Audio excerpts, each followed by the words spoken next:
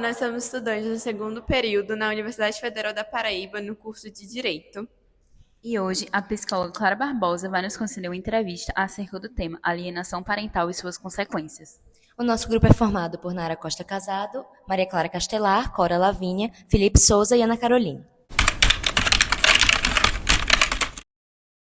Olá, meu nome é Clara Barbosa, eu sou psicóloga clínica, eu atendo adolescentes e jovens adultas. Eu me formei em 2025 na Universidade Federal da Paraíba e é isso. Como você define a alienação parental na prática clínica, diferenciando-a de conflitos normais de guarda ou de rejeição legítima da criança a um genitor? Então, primeiro a gente precisa diferenciar, então, esses três aspectos que são muito parecidos. A alienação parental é quando um dos responsáveis legais por aquela criança tenta implementar sentimentos e pensamentos negativos e hostis da criança para com outro responsável, de maneira a romper aquele vínculo com daquela criança com essa pessoa. Então, é muito comum que isso aconteça em períodos de divórcio, por exemplo, em que essa criança ela passa mais tempo com um dos responsáveis e, nesse caso, aquele responsável fica incitando ali situações e dizendo coisas de modo a gerar nessa criança um sentimento hostil para com outro responsável. E isso não necessariamente precisa acontecer entre o pai e a mãe, mas pode ser uma situação com tio, tia, avô, avó. E essa interferência dessa relação dessa criança com esse responsável pode se dar de diversas maneiras. Então, quando um dos responsáveis ele faz muitas críticas constantes do seu ex-parceiro para aquela criança, no caso de, por exemplo, a mulher fala: o seu pai traiu a gente, ele já tem outra família, ele não se importa com você, ele não gosta da gente, foi ele que escolheu ir embora. Ou quando a gente vê situações em que os pais ou o representante legal que fica mais tempo com aquela criança omite informações importantes para esse outro responsável, no sentido de aquela criança precisa fazer uma cirurgia e não é comunicado ao pai, ou aquela criança vai passar por um processo avaliativo, vai ter uma apresentação na escola, algum campeonato, e esse outro responsável não é avisado e aquela criança interpreta ali aquela falta da pessoa como um abandono, como uma negligência, quando na verdade aquela pessoa nem foi informada de que aquilo ia acontecer, ela não estava envolvida na tomada de decisão. Outra forma como a alienação parental pode acontecer é quando existe uma denúncia de falsas informações. Então, quando de alguma forma, sei lá, o pai denuncia a mãe de que o companheiro atual da mãe está abusando do filho. Então, existem várias situações para que se coloque aquela criança contra um dos responsáveis dela. Então, isso é o que acontece, isso é a alienação parental. Quando realmente ocorre a intenção de colocar essa criança contra um outro responsável de maneira a romper aquele vínculo que ele possui. Aí, quando a gente tem o conflito de guarda, a gente precisa...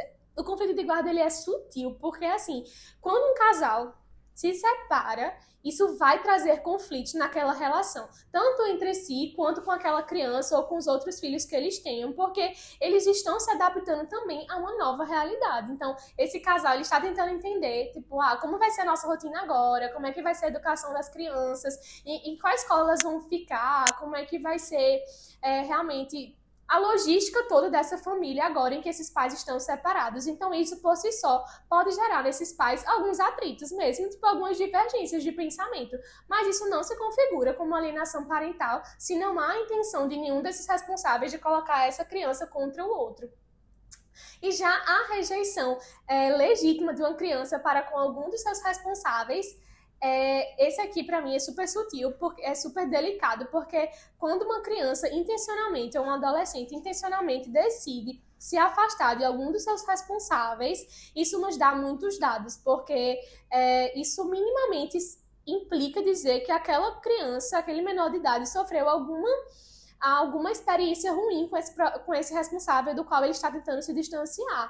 Então, pode ter sido uma situação pontual ou pode ter sido alguma situação, tipo, realmente constante, então, de negligência ou situação de violência física, psicológica, um abuso mesmo. Então, são situações que nós precisamos investigar, de fato, para entender qual é, de fato, o conflito. Se foi uma atitude pontual ou se é algo que vinha se perdurando há um tempo e que pode estar realmente causando esse afastamento desse adolescente ou dessa criança, porque a gente entende que esse afastamento de uma figura de segurança é nada mais, nada menos do que uma tentativa de se proteger, né? Então a gente precisa entender do que esse menor está tentando se proteger, e isso tem que nos dar dados importantes.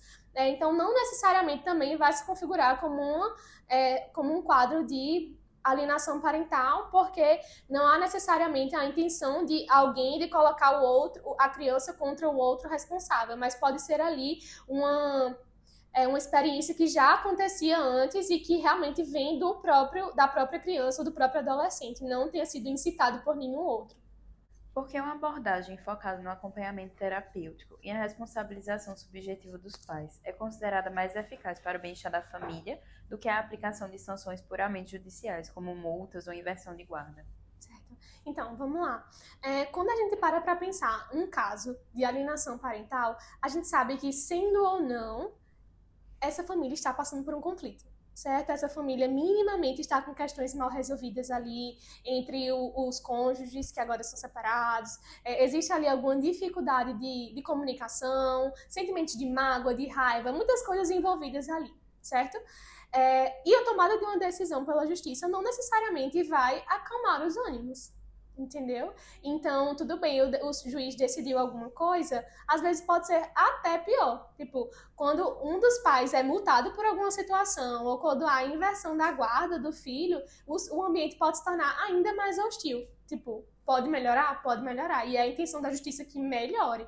Mas pode ser que não, pode ser que um fique revoltado, pode ser que, enfim, muitas coisas podem acontecer. Então, por que para além das medidas judiciais é importante que ocorra esse acompanhamento terapêutico, para que a gente entenda que o contexto de sofrimento naquela casa, daquela família, vai continuar independente das medidas que forem tomadas, no sentido de pode não ser a mesma questão, a mesma dor, o mesmo sofrimento, mas vai continuar ali uma questão, porque existem comportamentos que sustentam aquele conflito, sabe? Então, porque o que seria no mundo ideal de acontecer? Que esses pais também buscassem a psicoterapia, entendeu? Para que esses pais pudessem entender os impactos das ações deles na vida daqueles filhos. Que os pais pudessem se responsabilizar mesmo pelas suas atitudes e entender, tipo, ok, eu errei com isso, mas como eu posso, então, dessa forma, lidar da melhor forma com a minha família nessa nova conjuntura? A lei define a alienação como um abuso moral contra a criança e exige que seu depoimento seja colhido sob regras rigorosas para evitar nulidade. Como garantir que a escuta psicológica da criança não seja contaminada pelo litígio jurídico, preservando sua integridade emocional sem que ela se sinta pressionada a escolher um lado? Certo. Eu acredito que a parte principal desse processo é que a criança ou adolescente, ele entenda que na psicoterapia é um lugar seguro para ele falar do que ele quiser, da forma como ele quiser.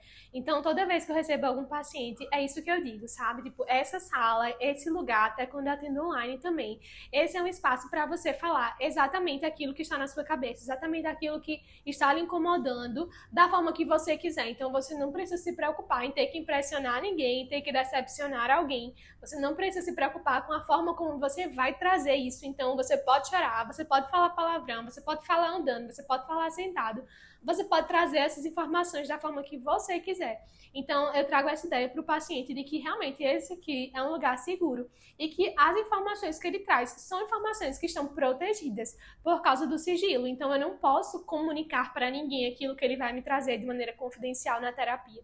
Até na emissão do lado psicológico, quando a gente tem que emitir um parecer técnico, existe um cuidado também no que vai ser dito, na forma como as coisas vão ser ditas, e realmente essa criança ela tem que entender que ali é um lugar em que ela não tem que se preocupar em ter que pender para um lado ou para o outro, porque o meu objetivo como psicóloga não é entender quem está certo naquela situação ou quem está errado, qual pai é melhor, qual pai é pior, realmente não é isso.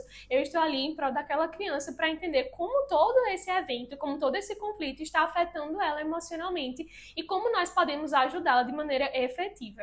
Então, a gente entende que tanto para crianças quanto para adolescentes, existem algumas técnicas que nós usamos nesse processo de avaliação, no processo de psicoterapia no geral. Então, com crianças, por exemplo, a gente tem que sondar de maneira mais subjetiva. Então, nem sempre a criança vai chegar e vai contar como é a dinâmica familiar dela. Então, às vezes, a gente tem que fazer isso aos poucos, comendo pelas beiradas mesmo. Então, a gente pede um desenho da família, a gente pede, me diz como é na casa do seu pai, me diz como é na casa da mamãe, vamos fazer um desenho aqui, vamos ensinar como é que papai bota você pra dormir, quando é que a mamãe bota você pra dormir, como é que acontece tal coisa. Então, tudo vai acontecendo de maneira mais lúdica, de maneira mais sutil, até porque as crianças elas não vomitam essas informações pra gente rapidamente, como acontece muitas vezes com os adolescentes. Ou não, algum adolescente pode esconder um pouco mais as informações em prol de um ou em prol de outro, mas geralmente os adolescentes eles comunicam mais aquilo que está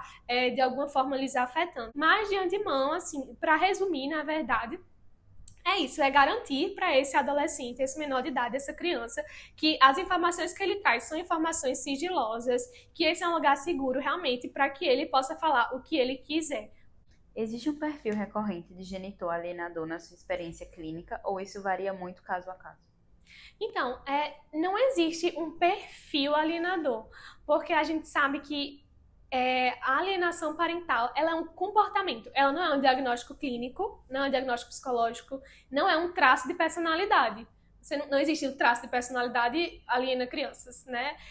Realmente é um comportamento. Mas a gente sabe que existem alguns fatores que podem cooperar para que isso aconteça. Não são traços de personalidade, não é um diagnóstico. Existem alguns fatores. Então, por exemplo, quando algum dos genitores, algum dos responsáveis não lida bem com o término do relacionamento. Então, está num processo de luto pelo término. Ou quando você vê que são pessoas que estão sofrendo muito ainda com sentimentos de mágoa para com o outro, sentimentos de tristeza profunda, vontade de se vingar mesmo do parceiro.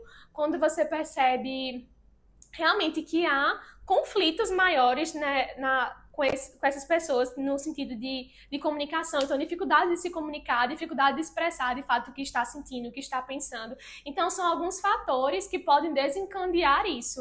Não é um traço de personalidade, mas são alguns fatores, né, que podem realmente evidenciar com que esse comportamento da alienação parental aconteça. Mas, novamente, não é porque você está de luto por causa do término do seu relacionamento ou porque você tem vontade de se vingar do seu marido que isso vai se configurar como, tipo, nossa, então você vai sim, isso vai ser sim o caso da alienação parental. Não é isso, mas a gente sabe que são fatores que podem colaborar. Considerando as críticas atuais, de que maneira a lei de alienação parental pode acabar sendo utilizada como uma ferramenta de violência processual de gênero, servindo para silenciar narrativas de mães e descredibilizar denúncias de abuso? Então, a intenção dessa lei tem como objetivo proteger aquela criança, né? E realmente impedir que ela seja utilizada como uma ferramenta de conflito entre os pais. Mas com o tempo surgiu essa narrativa mesmo de que essa lei poderia estar silenciando algumas mães e descredibilizando algumas situações de abuso, no sentido de que uma mãe denuncia que sofreu abuso, ela ou o filho, por causa do marido, né, o ex-marido. Então, só que isso é visto pela justiça como uma tentativa de manipulação, de que não, isso não ocorreu, isso é realmente uma tentativa de alienação parental, e aí acaba que muda-se a narrativa dessa mãe de que, não, ela não é porque ela é uma mãe cuidadosa, ela é uma louca, ela quer se vingar, ela quer realmente fazer isso porque ela é uma mulher muito complicada, isso nunca aconteceu. Então acontece de que as mulheres, elas têm mas acontece casos de não anunciar o abuso, não denunciar quando acontece coisas nesse sentido, para que isso não se vire contra a mulher numa tentativa de, como se estivesse dizendo que ela tentou manipular aquela informação. E até porque quando ela fala, acontece, né? Tipo, ela fala a verdade e ela corre o risco ali de ser penalizada ou com uma multa ou de perder a guarda do filho dela, né? Então acaba que a ideia de que a lei tem de proteger aquela criança e de proteger aquela dinâmica familiar de alguma forma pode causar realmente trazendo consequências negativas, tanto para aquela mãe que vai ser vista de maneira errônea sobre aquela situação, até para todo o decorrer com a questão familiar, com os filhos e tudo mais.